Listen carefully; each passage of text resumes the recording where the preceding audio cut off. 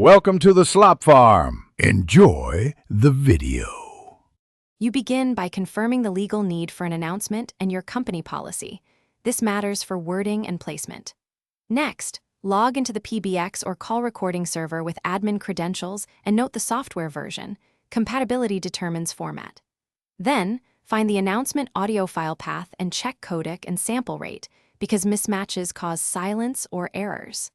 Once done, copy the original file to a safe folder for rollback and prepare the corrected audio in the proper format. Now you convert the corrected announcement to the exact codec and sample rate the system expects. Use a trusted tool and verify bitrate.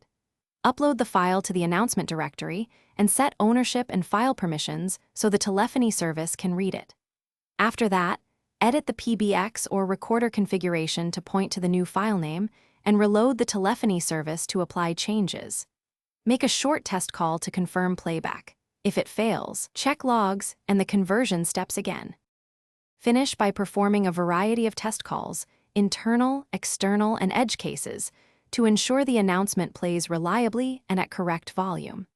Inspect system logs for playback errors and verify timestamps plus that silence trimming or clipping didn't remove speech. If everything passes, document the change and update backups.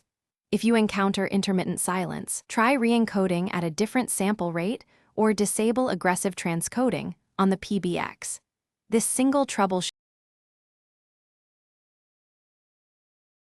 Thanks for watching. Consider subscribing if we helped you today.